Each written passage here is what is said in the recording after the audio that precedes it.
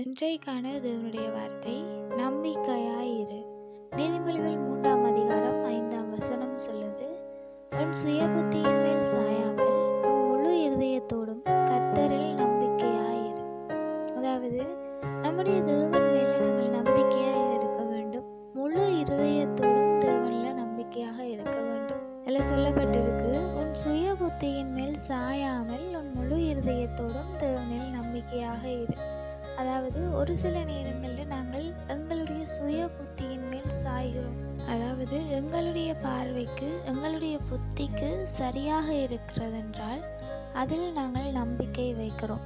அப்படி நாங்கள் எங்களுடைய சுய புத்தியின் மேல் சாய்கிறோமாக இருந்தால் ஒரு சில நேரங்களில் தேவன் மேலே வைத்ததான நம்பிக்கை அற்று போய்விடுகிறது. தேவன் மேலே வைத்திருந்த நம்பிக்கை எங்களுடைய புத்தி மேலும் எங்கள் மேலும் எங்களுக்கு வருகிறது. அதாவது தன்னம்பிக்கை இருக்கிறது தவறல்ல, ஆனால் அது தேவன் மேலே வைத்ததான அந்த நம்பிக்கையை உடைக்கதாக இருந்தால், தேவனுக்கும் எங்களுக்கும் இடையில இருக்கிற உறவை உடைக்கதாக இருந்தால் அது தவறாக இருக்கிறது. ஆகையால எங்களுடைய சுய புத்தியின் மேலே நாங்கள் சாயாமல் இருக்க வேண்டும். அதாவது ஆபிரகாமையும் லோத்தையும் நாங்கள் எடுத்துக்கொள்வோமாக இருந்தால், லோத்து அவருடைய கண்களை ஏறெடுத்து பார்த்து பச்சை பசேலான இடங்களை தெரிந்து கொள்ளுகிறார். ஆனால் தேவன் ஆபிரகாமோடு கூட இருந்தார்.